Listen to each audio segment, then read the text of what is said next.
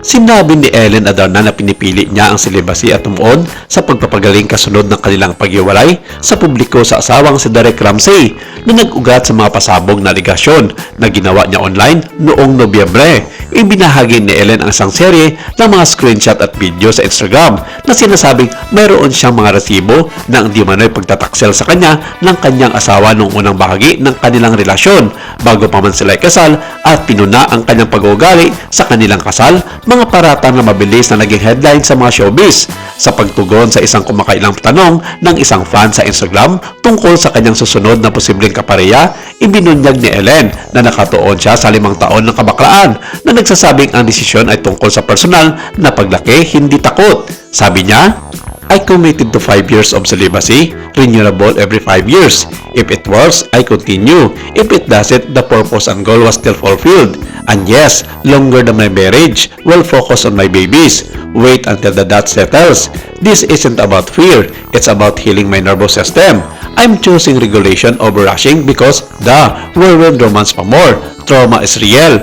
As per Alanis, you live, you learn. Tanga ko na lang kung di. Ipinaliwanag niya na pagkatapos ng nakalipas na whirlwind romances at ang emosyonal epekto ng kanyang paghiwalay, inunan niya ang pagpapagaling at pag-regulate ng kanyang nervous system kaysa sa pagmamadali sa anumang bago.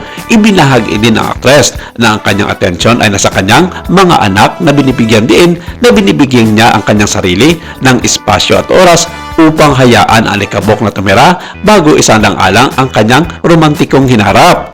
Samantala, hindi naman na tumahimik si Derek Ramsey matapos ang kanilang hiwalayan ni Ellen Adarna.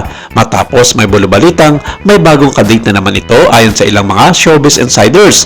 Pinatutuhanan din ito ng ilang na kumakalat na mga litrato sa 4 na sulok ng social media kasama ang hindi pa nakikilalang non-showbiz girlfriend. Sa kanyang naging latest interview kay Christopher Min sa programa nito sa radyo na itanong sa kanya ang tungkol sa kanilang mga anak at sinabi nito na hindi niya tinatalikuran ang kanyang responsibilidad sa mga ito salungat ito sa mga lumalabas na balita na hindi siya nagbibigay ng suporta pinansyal.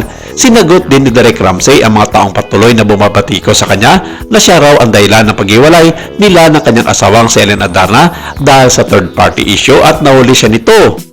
Sinabi ni Derek sa programa ni Christopher Min na kailanman ay hindi siya naging palikyarong tao o nagsasabay ng mga babae sa iisang relasyon. Sa katunayang araw, ginawa niyang magpakasal kay Ellen noon dahil siya ang taong puno ng pagmamahal sa kanyang napupusoang babae. Sinabi nito sa kanyang mga kritiko na mag-research daw muna ng katagang babaero sa diksyonaryo o mag-google online para maintindihan at maunawaan ng mga ito ang mga pinapukol sa kanya ng mga aligasyon tungkol dito.